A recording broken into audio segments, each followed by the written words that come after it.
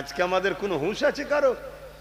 কোন জায়গায় 5 মিনিটের আজানে কারো অ্যালার্জি হচ্ছে, কারো মসজিদে মাইক লাগানো তো সমস্যা। মসজিদ মাদ্রাসার উপরে আঘাত দেবে, তার কাছে যদি হাজারো বুলেটের গুলি থাকে আমরা সিনা পেতে দিতে রাজি আছি। আমার খোদার ঘরকে বেউজ্জতি মিটতে দেব না, এই সংকল্প, এই অঙ্গীকার আমরা নিতে পারবো। কেউ 5 মিনিট 10 মিনিট বছরে একবার রাস্তার উপরে দাঁড়িয়ে নামাজ পড়বে, সেখানে সমস্যা। সব জায়গাতে শুধু টার্গেট ইসলামকে।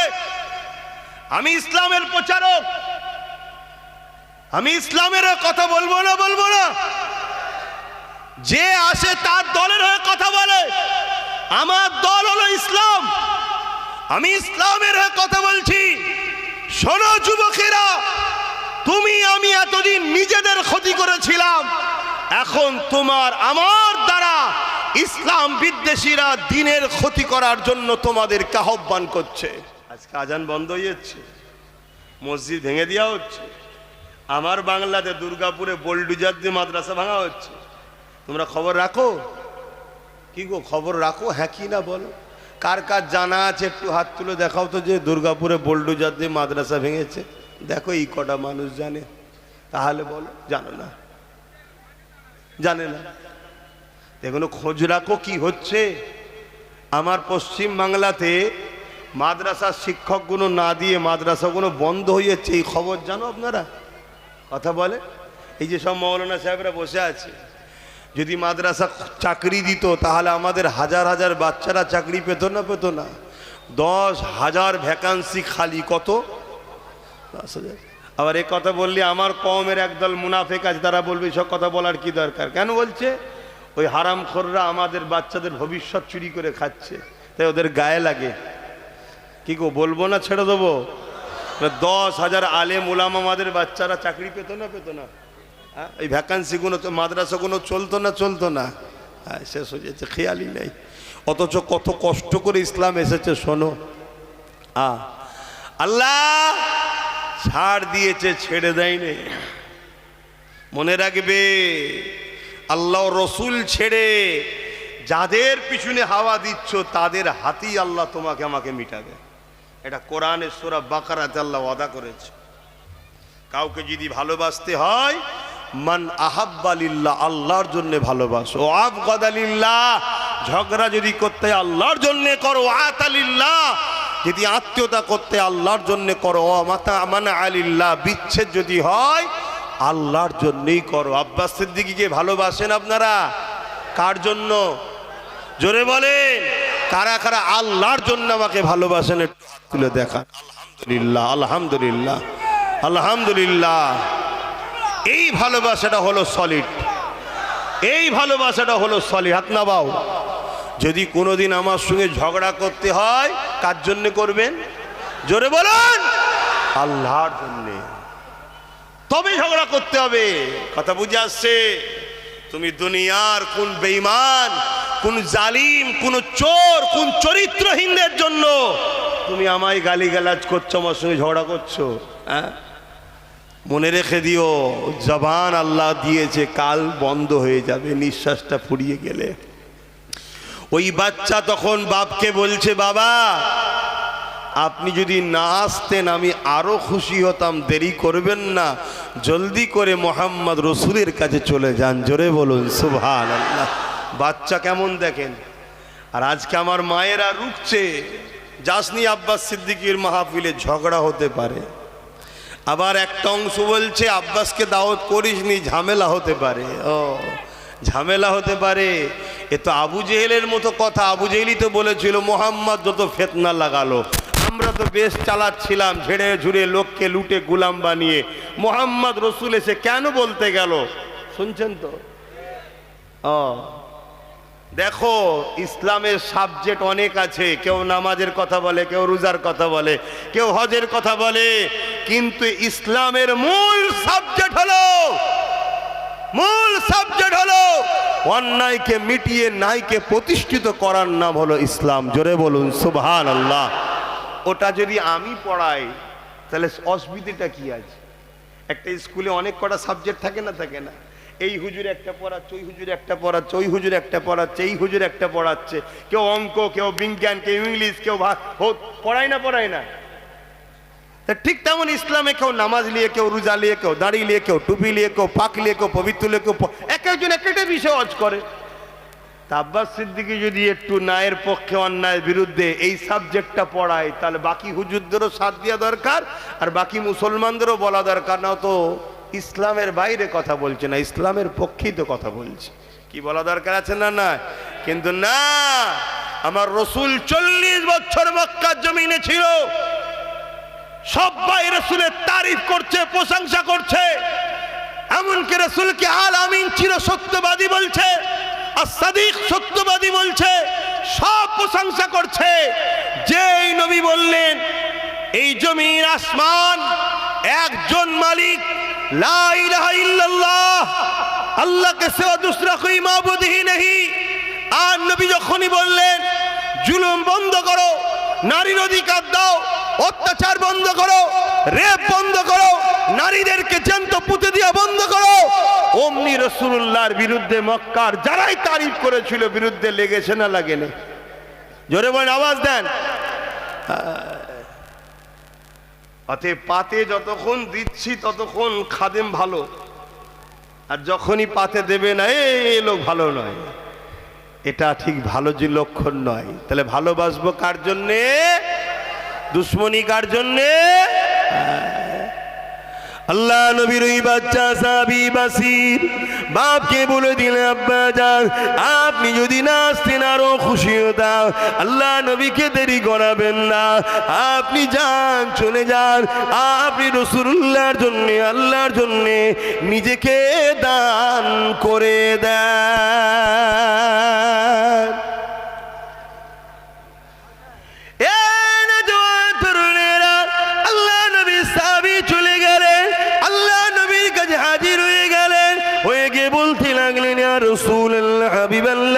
হুজুর আপনি আমার নামটা লিখেলেন, আমি নিজেকে আল্লাহর দ্বীনের জন্য দান করে দিলাম। আরো জোরে বলুন সুবহান। এখন সেই নবীর গোলাম হিসাবে, নবীর খানদান হিসাবে আজ যদি আপনাদেরকে বলি যে আগামী দিন বিশাল বড় লড়াই হবে, একদিকে লড়াই হবে ন্যায়ের পক্ষে থাকবে, একদিকে ইবলিসের পক্ষে, জালিমের পক্ষে, একদিকে অত্যাচারীদের পক্ষে, আর একদিকে মুহাম্মদ সাল্লাল্লাহু আলাইহি সাল্লামের রেখে যাওয়া ন্যায়, সত্য, ইনসাফ, ইনসানিয়তের পক্ষে। আজ যদি আপনাদেরকেও বলা হয় এই লড়াই মুহাম্মদ সাল্লাল্লাহু আলাইহি সাল্লামের পক্ষে, ন্যায়ের পক্ষে, দ্বীনের পক্ষে, মসজিদ মাদ্রাসা ওয়াকফকে বাঁচাবার পক্ষে, আপনারা কারা নাম দিতে পারবেন? লিখা হবে আজকের এই মজলিসে। আপনারা কেউ নিজেদের জানকে ইসলামের জন্য লিখে দিতে পারবেন? হাত তুলেছেন সত্য, হাত তুলেছেন, হাত সত্য, এ হাত সত্য, আওয়াজ দিয়ে বলুন হাত সত্য। নারী দিবে, নারী দিবে। যদি হাত সত্য হয় আত্মবান, তাহলে আজ থেকে অঙ্গীকার করুন যতদিন বাঁচবো রাসূলের দ্বীনের পাহারাদার হয়ে বাঁচবো, যতদিন বাঁচবো রাসূলের দ্বীনের খাদেম হয়ে বাঁচবো, দুনিয়াদারি করব, সংসার করব, কারবার করব, ব্যবসা করব, সর্বধর্মের মানুষ আমরা মানুষ মিলে মিশে থাকবো। কিন্তু যখনই কেউ আমার রাসূলের দ্বীনের উপর আঘাত দেবে, মসজিদ মাদ্রাসার উপর আঘাত দেবে, তার কাছে যদি হাজারো বুলেটের গুলি থাকে আমরা সিনা পেতে দিতে রাজি আছি। আমার খোদার ঘরকে বেইজ্জতি মিটতে দেব না, এই সংকল্প, এই অঙ্গীকার আমরা নিতে পারবো। হাত তুলে বলুন পারবো। আজ দুই দিক দিয়ে আমাদেরকে শেষ করা হচ্ছে। এক প্রকাশ্য জালিম, আর একজন বন্ধু সেজে মুনাফেক জালিম। শুনছেন তো নাকি? প্রকাশ্য জালিম আমাদের প্রকাশ্য দুশ্মনী করছে। যখন প্রকাশ্য দুশ্মনী করছে ওই সময় জালিমেরই দলের মানুষ আমাদের কাছে বন্ধু সেজে চলে আসছে। আসো আমি তো তোমাদের আছি, আমি তো তোমাদের দেখব। একবারও ভাবছি না যে দেখার নামে এ আমাকে খাঁচার মধ্যে ঢুকিয়ে বন্দি করছে না তো? একটা উদাহরণ প্রায় দিই, আজকে একটু বলবো, অসুবিধা হচ্ছে। কোরবানির সময় দেখবেন আমরা কোরবানির পশুগুলোকে মাথায় হাত বুলাই, গায়ে হাত বুলাই, পানি খাওয়াই। কি খাওয়ান না? খাওয়ান না? কখন কখন? কোরবানির পশুগুলোকে আদর করি, মাথায় হাত বুলাই, খড় খাওয়াই, পানি খাওয়াই, আর সে আমাদের আদর নিতে চাই না, খুব আদর নেয়। আর ওই মুহূর্তে তার অসতর্কেই তাকে কিন্তু বিভিন্নভাবে দড়িকল করে ফেলে দিয়ে তার হাতে পায়ে দড়ি ফেলে দেওয়া হয়। দিবার পরে এবারে আসে মৌলানা সাহেব জবাই করতে, আসে না? নাই? এক কথা বলুন, তাহলে বাঁধার লোক আলাদা, জবাই করার লোক আলাদা। আপনি টোটাল ভারতবর্ষে দেখুন, এক সময়ে যারা তথাকথিত সেকুলারের নামে ছিল তাদেরকেও কিন্তু জবাই করার লোকই ফিট করেছিল, শুনছেন তো? এখন সব তাদের কোনো মুখে কথা নেই। এই যে আমার আগে স্লোগান দিচ্ছিল আই লাভ মোহাম্মদ সাল্লাম, উত্তরপ্রদেশের কানপুরের ঘটনা। ওই উত্তরপ্রদেশে কত সেকুলার ভালোবাসার লোক ছিল না? কি গো, ছিল না? ছিল না? আজকে যখন ওই উত্তরপ্রদেশে আমার নবীর নামকে নিয়ে অপমান করা হলো, একটা কোনো সেকুলার ভালোবাসার লোকের মুখে শুনেছো যে এটা তার অধিকার আছে, দেশ তাকে রাইট দিয়েছে, অতএব এটা যারা করছে এটা অন্যায় করছো? কেউ বলেছে? কেউ বলেনি। কথা বুঝে আসছে? আজও বাপ আমরাও দেখছি এই বাংলায় তোমাদের পাশের ক্যানিংয়ে লোকের পায়ে দড়ি বেঁধে টেনে টেনে টেনে টেনে নিয়ে যে কারেন্টের পোস্টারে শর্ট খাইয়ে মেরে দিয়েছে না, দেয়নি? কোনো সেকুলার কারো মুখে কথা শুনতে পাওয়া যাচ্ছে? কোনো বিচার করার জন্য রাস্তায় কেউ নামছে?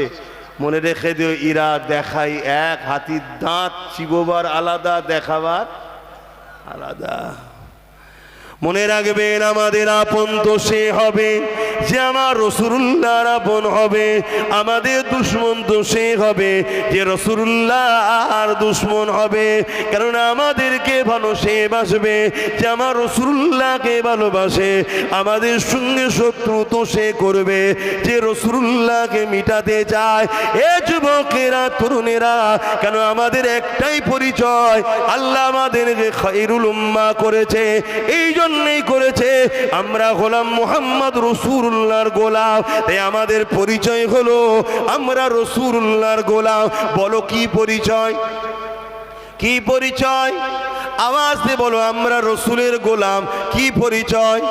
কারা কারা মেনে নিতে পারছো আমরা রসুলের গোলাম? আর তুলে দেখাও। আমরা কার গোলাম? আমরা কার গোলাম? আমরা কার গোলাম? তাই আমাদের গোলাম রাসূলুল্লাহ যখন আমরা, তাহলে আমাদেরকে ভালো তো সে বাসবে যে রাসূলুল্লাহকে ভালোবাসে। আমাদেরকে পছন্দ তো সে করে না যে রাসূলুল্লাহকে পছন্দ করে না। আমাদেরকে রসুলের গোলামি থেকে সরিয়ে ইবলিসের গোলামির দিকে নিয়ে যেতে চাইছে। আমাদেরকে রাসূলুল্লাহ থেকে সরিয়ে দুনিয়ার ফিতনা ফাসাদের দিকে নিয়ে যেতে লাগছে। এ যুবকেরা, তাই মন দিয়ে একটু শোনো। হযরতে বাসিরের আব্বা যান এই সময় আল্লাহ নবীর কাছে গিয়ে নামটা লিখিয়ে দিলে। সময় এসে গেল, বিরাট বড় লড়াই শুরু হয়ে গেল। এই লড়াইয়ের ময়দানেতে আল্লাহ নবীর সাহাবারা চলে গেলে। এই লড়াইয়ের ময়দানে সাহাবারা চলে গেলে। ওই ছোট্ট বাসির অপেক্ষায় রয়েছে কবে সাহাবা হুজুররা ফিরে আসবে। আব্বাকে যদি আমরা দেখতে পাই। এই না জনেরা, একদিন মদিনায় ঘোষণা হয়ে গেল আল্লাহ নবী সাহাবারা লড়াইয়ের ময়দান থেকে ফিরে আসতে লেগেছে। এই খবরটা পাওয়ার পরে ওই ছোট্ট বাসির কচি দিলটা চাইছে যদি আমার আব্বা লড়াইয়ের ময়দান থেকে গাজী হয়ে ফিরে আসে। এই জন্যে তিনি একটা উঁচু টিলার ওপরে গিয়ে বসলো, যে রাস্তা দিয়ে নবী সাহাবারা আসবে ওই উঁচু টিলার ওপরে বসলো। একটার পর একটা সাহাবা হুজুররা যেতে লেগেছে। ওই বাচ্চা বাসির তিনার আব্বা জানকে খুঁজতে লেগেছে।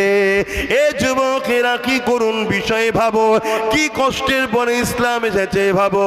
আজ দুনিয়াদারি করতে গিয়ে আমরা এমন লোকের পিছনে ঘুরে বেড়াই যারা কিনা আমাদের সাহায্য না নিলে এক সেকেন্ড পর্যন্ত টিকে থাকতে পারবে না, তারা আমাদের সাহায্য নিয়ে ক্ষমতায় আসে, অথচ আমাদের মসজিদ মাদ্রাসার জন্যে আমরা যখন কথা বলি এই জালিম জাহান্নামীরা তখন বলে দিল্লি চলে যাও।